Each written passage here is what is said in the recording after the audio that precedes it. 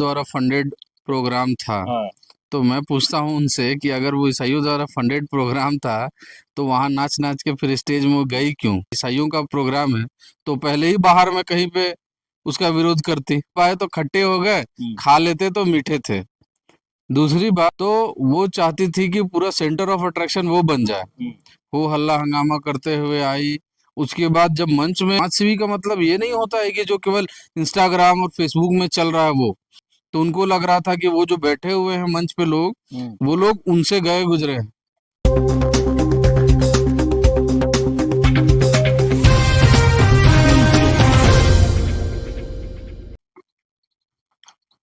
नमस्कार, जोहार। आप देख रहे हैं झारखंड स्वतंत्र खबर। हमारे साथ सामाजिक कार्यकर्ता, आदिवासियों में युवा नेता अमरनाथ लकड़ा हैं।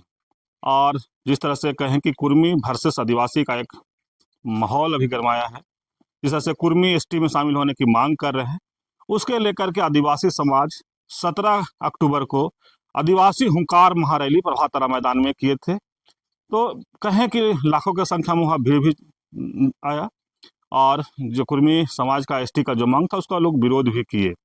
लेकिन वहाँ पर देख मंच में एक देखने को मिला कि आदिवासी युवा कहें निशा भगत के साथ कुछ लोग चढ़े, और जैसा बताया जाए गया कि वहाँ जगह नहीं मिलने से एक बवाल हो गया।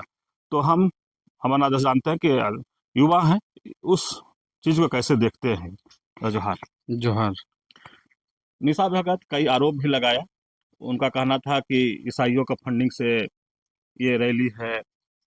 कोई दलालों के जो अगुआ थे उनको दलालों का संज्ञा दे दिए। तो इस पूरे प्रकरण को आप कैसे देख रहे हैं?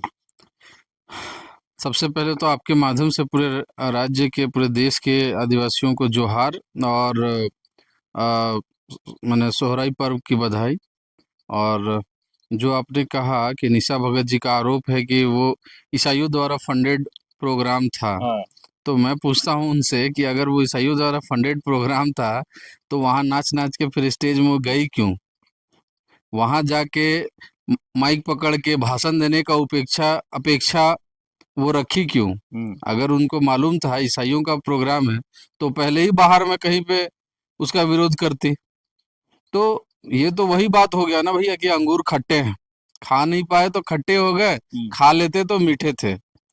दूसरी बात, वहां से उनको जो भगाया गया उसका कारण वो खुद हैं। उनका जो बर्ताव था वहां पे, कई प्रत्यक्षदर्शियों से मेरी बात हुई तो उन्होंने बताया कि मंच में क्या माहौल था जब निशा जी आई।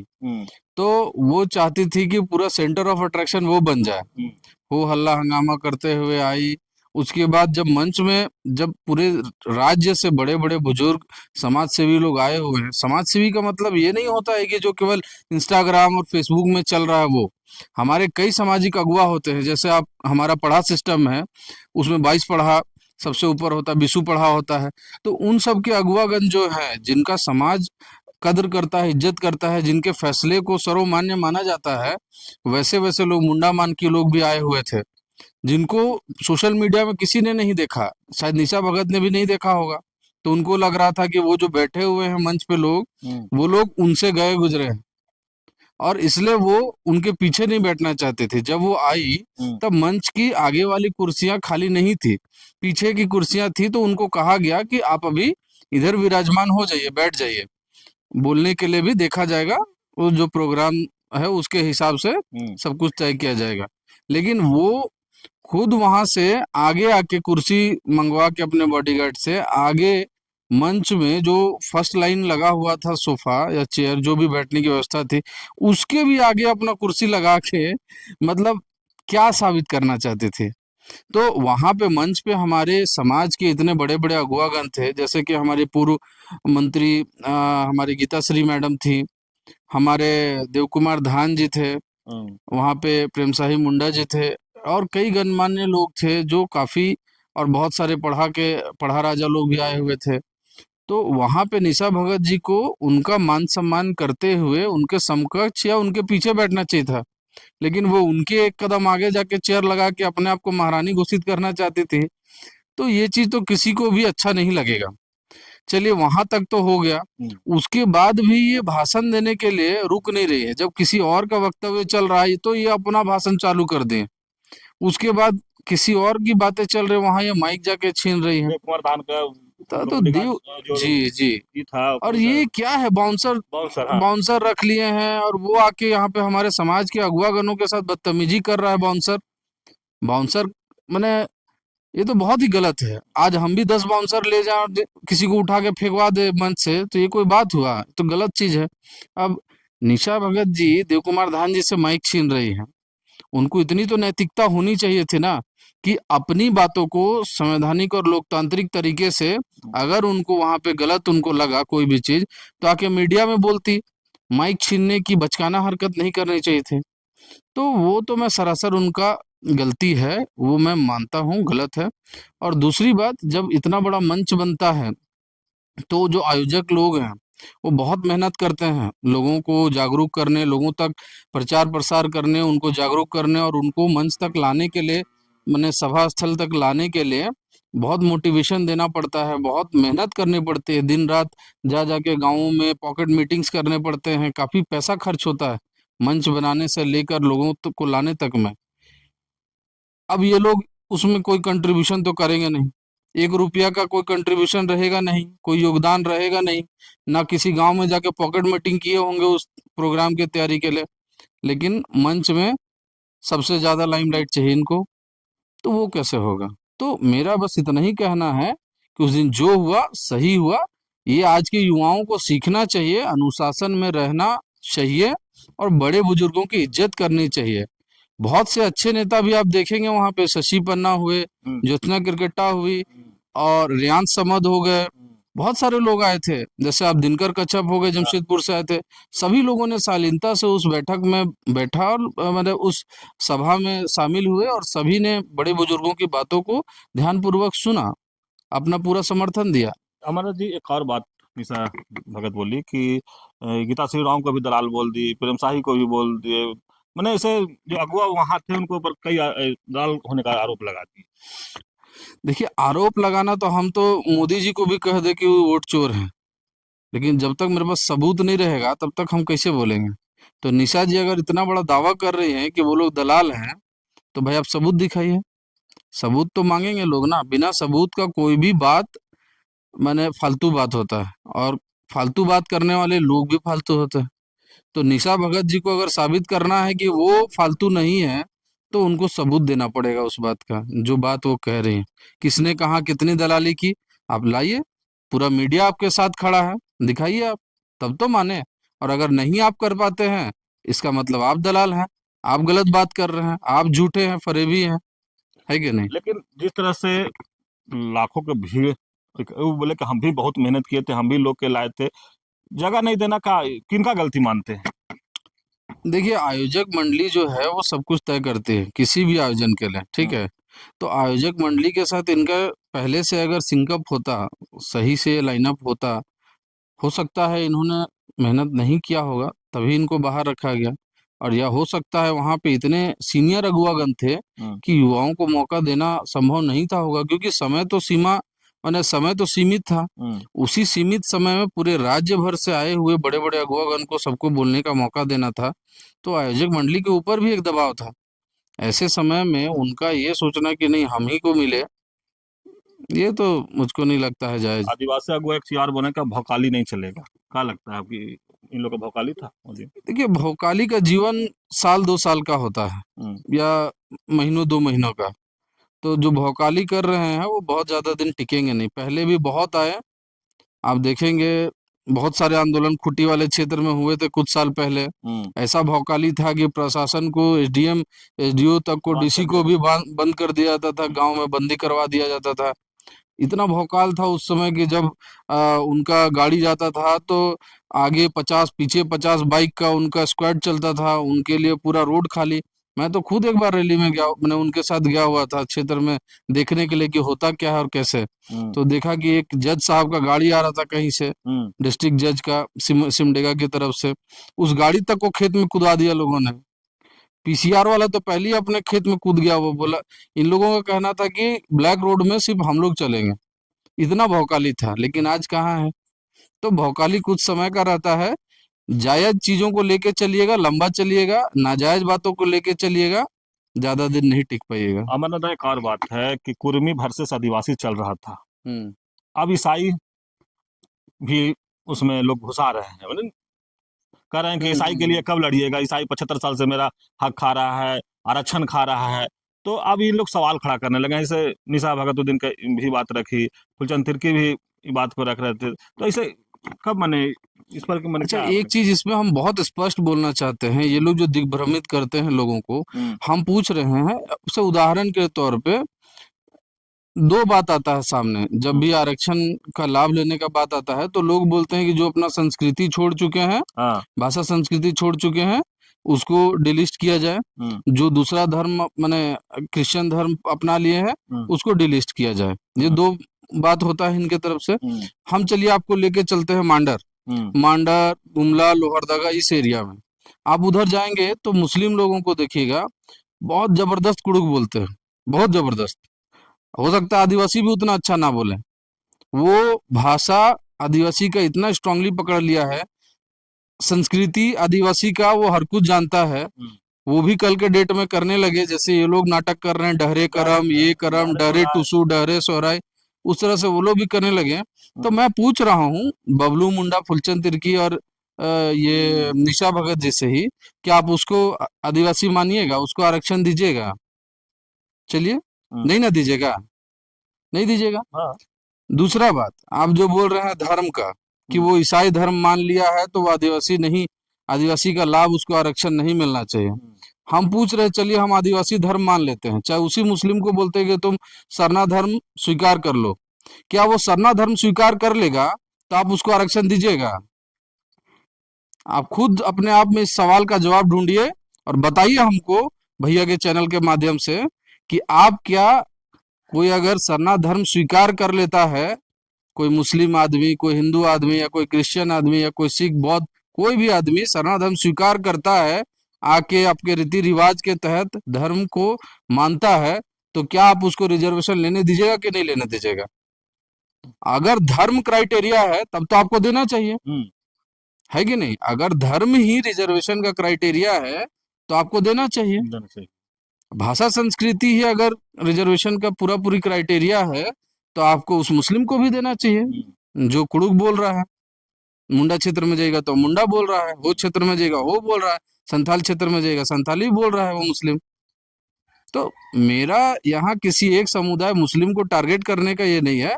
मैं बस ये कहना चाह रहा हूँ, मैं बस ये कहना चाह रहा हूँ कि कोई भी समुदाय, कोई भी समुदाय या कोई भी धर्म आदिवासी नहीं बन सकता है। आदिवासी बाय बर्थ होता है, बाय डीएनए होता है, डीएनए से ही आदिवासी होता है। आज अगर किसी भी जेनेटिक को ढूंढिएगा, किसी भी रेस को पता कीजिएगा, तो वो डीएनए देख के पता कीजिएगा कि हाँ भाई, ब्राजील में जो है वो यहाँ इंडिया का से मेल खाता है कि नहीं खाता है। तो आप धर्म जाति का कॉलम नहीं देखिएगा, डीएनए देखिएगा, साइंटिफिक तरीके से प्रूव कीजिएगा। इसलिए साइंटिफिक तरीके से बात कीजिए, फालतू बात, एकदम ये दो पैसा वाला सस्ता बात मत कीजिए। कि और एक सवाल है कि बोल रहे हैं कि कुर्मी से खतरनाक ईसाई है, इस पर आप क्या कहेंगे? सबसे खतरनाक तो सबसे खतरनाक तो मतलब निशा जी खुद हैं। क्यों? क्योंकि वो कहीं एक जगह टिकती ही नहीं है। कभी यहाँ, कभी कांग्रेस, कभी जेल के, कभी कुछ, ठीक है। कभी बोलेगी ये खराब है, कभी बोलेगी वो खराब है, कभी आज इसके साथ, कल उसी के अपोजिट। तो उनका कुछ का स्टैंड ही नहीं है अपना। तो सबसे खतरनाक तो वो है। अगर हम बोलते हैं कि मिशनरी लोग इतने खराब हैं, तो सबसे पहले वो अपने घर के परिवारजनों को डिलिस्ट कराए, सबसे पहले अपने घर वालों का पुतला दहन करे, सबसे पहले अपने घर वालों का बहिष्कार करे। उनकी माँ क्रिश्चियन, चलिए वो दावा करती है कि अपने उनके पिता के साथ शादी करने के बाद उनकी माँ ने अपना धर्म परिवर्तन कर लिया, सरना हो गई, और वो सभी आदिवासी रीति रिवाज से अपना जीवन यापन करने लगी। लेकिन उनके मामा, फादर, उनकी उनके माने माँ के तरफ के रिश्तेदार में जितने भी हैं सब अभी भी क्रिश्चियन हैं, सभी चर्च जाते हैं। तो ये दुनिया के क्रिश्चियंस को अटैक करने के बजाय पहले अपने घर को सुधारो ना। अगर क्रिश्चियनिटी से इतनी तकलीफ है तो आप उनको सुधार लीजिए, बाकी दुनिया उसको देखते हुए खुद ब खुद फॉलो करेगी और खुद सुधर जाएगी अगर वो गलत है तो। बस। आप सुन रहे थे अमरनाथ लगा की बात, जिस तरह से कई सवालों का जवाब दिए। ये तो हम लोग शुरू किए थे कि जो 17 तारीख को आदिवासी हुंकार महारैली में जो बवाल हुआ था उसी को लेकर के, तो स्पष्ट कहे कि अब मंच पर बहुत लोग थे जो पढ़ा राजा रहते हैं, तमाम इस तरह से गिनाए। तो और कुछ करना है? हाँ, एक चीज और हाँ। बोलना चाहेंगे, जैसे कि हम आपको दो बात बोले कि जाति और धर्म, संस्कृति, भाषा, संस्कृति और धर्म, दो चीज अपनाने और नहीं अपनाने से क्या मिलेगा कि नहीं मिलेगा एसटी का दर्जा। तो इस पे और हम थोड़ा क्लैरिटी ला दें ताकि लोग हमको ट्रोल ना करें, क्योंकि कुछ लोग ये भी बोलने लगेंगे कि संस्कृति छोड़ देने वाला को कैसे मिलेगा, है ना। तो हम उनको कहना चाहते हैं कि संस्कृति छोड़ना नहीं है, ये सही बात है, अच्छी बात है। जिन्होंने संस्कृति छोड़ दिया, भाषा छोड़ दिया, उनको सीखना भी चाहिए, इसमें मैं भी सहमत हूँ। लेकिन मेरा बस ये कहना है कि किसी एक क्राइटेरिया को या किसी एक पॉइंट को पकड़ के किसी की आदिवासियत को आप डिफाइन नहीं कर सकते हैं। वहां पे बहुत सारे पॉइंट्स हैं, जैसे लोकुर कमेटी ने भी 5 पॉइंट गिनाए थे, है ना, जिसमें एक आपका उनका रहता है कि आदिवासी लोग आइसोलेशन में रहना पसंद करते हैं। आइसोलेशन में रहना मतलब जल्दी दूसरे कम्युनिटी के साथ मेल जोल रखने में थोड़ा सा उनको हेजिटेशन होता है, संकोच होता है। ठीक है, ये भी एक लक्षण है। आपका एक लक्षण है, एक एक उसमें लोकुर कमेटी का रिकमेंडेशन में कि ये भी है कि जो डिस्टिंक्ट कल्चर होना चाहिए। डिस्टिंक्ट कल्चर का मतलब ये नहीं है कि धार्मिक रीति रिवाज सिर्फ, कल्चर का मतलब है कि आदिवासी अगर उठ के जा रहा है मछली मारने, बरसात के दिन में कुमनी लगा रहा है खेत में, अगर वो धान खेत जोतने जा रहा है तो महिला को खेत में हल जोतने नहीं दे रहा है, घर बना रहा है तो छप्पर का काम करने के लिए महिला को ऊपर नहीं चढ़ने दे रहा है, तो ये सारी रिवाज ये सब भी आते हैं उसमें। आज भी आप क्रिश्चियन हो गए हैं तो क्या आज भी देखिएगा लोगों को लोटा पानी का नियम करते हैं, एंगेजमेंट जिसको बोलते हैं बहुत लोग इंग्लिश में, लोटा पानी वो रिवाज होता है, वो चर्च में नहीं होता है, वो गांव कुटुंब के सामने गांव में होता है, अखड़ा में होता है या अपने आंगन में होता है, मड़वा के अंदर होता है। मड़वा हर कोई गाड़ता है, वहां पे लोटा पानी का प्रोग्राम करता है, दोनों जो लड़का लड़की है दोनों समाज के सामने स्वीकार करते हैं कि हम लोग इसको स्वीकार करते हैं, इसके साथ जीवन यापन करने के लिए एक दूसरे को, और 3 कदम दोनों आगे बढ़ते हैं। ये सारे रिवाज आदिवासी सब समाज के हैं, ये किसी धर्म के नहीं है, ये सरना धर्म का नहीं है, ये ईसाई धर्म का नहीं है, ये किसी धर्म विशेष का नहीं है, ये आदिवासी का है, आदिवासी सभ्यता का है, जो आज भी लोग फॉलो कर रहे हैं। तो बहुत सारी चीजें छूटी है, बहुत सारी चीजें कर रहे हैं, बहुत सारे हमारे सरना भाई भी हैं जो बहुत सारी चीजें छोड़ चुके हैं, बहुत लोग भाषा भी नहीं जानते हैं। तो इसका ये मतलब नहीं है कि सिर्फ एक उस भाषा संस्कृति का नाम लेके आप उसको बोलिए कि तुम अब आदिवासी नहीं हो। आदिवासियत को डिफाइन करने के लिए बहुत सारे पैरामीटर्स हैं, सभी को ध्यान में रखकर आदमी को सोच समझकर बोलना चाहिए, बस इतना ही कहेंगे। आप सुने अमरनाथ किस तरह से डिफाइन किए, लेकिन हम पहले बता दें कि जिस तरह से निशा भगत की बात को लेकर के अभी हलचल मचा हुआ है कि वो प्रोग्राम था, ईसाइयों का प्रोग्राम था, ये भी बता दिए कि ईसाइयों को फंडिंग से प्रोग्राम था तो ये क्या करने गए थे। उसी तरह से बोल रहे हैं कि जिस तरह से वो कह रहे हैं कि कुर्मी से खतरनाक ईसाई है, तो ये बोल रहे हैं कि सबसे खतरनाक तो अभी वही है। तो इस तरह से लगातार जिस तरह से कई लोग के कल जिस तरह से प्रेम शाहिदा भी अपना बात को रखे कि जो आदिवासी अगुआ जिसे वहाँ प्रेम शाही थे, या फिर लक्ष्मी नारायण मुंडा थे, या फिर कहें तो देव कुमार धान थे, गीता श्री राम, तमाम लोग को वो दलाल कह दिए थे। उस पर भी साफ तौर से अमरनाथ बताया कि लोगों के बोलने से पहले भी रखना चाहिए। और जिस तरह से पूरा माहौल अभी हुआ और अब लगता है कि कुर्मी वर्सेस आदिवासी था, अब आदिवासी वर्सेस फिर ईसाई होने वाला है। आदिवासी वर्सेस ईसाई कुछ नहीं है, ये सरना ईसाई करने का इनका राजनीति आज से नहीं चल रहा है। हाँ। 2014 से भाजपा और उसके जो जो उसका जो सामाजिक संगठन है, धार्मिक संगठन है, वो इस प्रोपेगेंडा पे 2014 से काम कर रहे हैं। अब बेतरतीन काम कर रहे हैं, बहुत जबरदस्त काम कर रहे हैं, पूरा जी जान लगा के काम कर रहे हैं, फिर भी एक तो बाल बाका नहीं कर पाया आदिवासी लोग का झारखंड में, और आगे भी नहीं कर पाएंगे। निशा भगत जैसे एजेंट को तैयार करके ऐसे ऐसे 1000 गो एजेंट भी भेज देंगे ना, तो भी कुछ नहीं उखाड़ पाएंगे झारखंड में आदिवासी लोग का। चलिए एक और कि एजेंट कौन बनाया इनको? आप देख लीजिए वो किस संगठन में थी बचपन से, किस संगठन में जुड़ी हुई थी, किन लोगों के साथ उठती बैठती थी, उसी से आपको समझ में आ जाएगा। आप उनका पास्ट निकाल के देख लीजिए। उनका तो सोशल मीडिया में ही उनका आधा किताब पड़ा हुआ है, माना उनके जीवन का, तो ज्यादा कहने की भी जरूरत नहीं है। चलिए अमरनाथ जी बोल रहे हैं कि ज़्यादा कहने की जरूरत नहीं है, लेकिन जिस तरह से अगर पूरे मामले को देखें तो जिस तरह से अब निशा भगत कई आरोप प्रत्यारोप लगा रहे हैं, तो अब इधर से भी लोग खंडन कर रहे हैं। तो इस तरह की खबर को देखने के लिए आप झारखंड स्वतंत्र खबर जुड़े रहिए। जोहार, नमस्कार।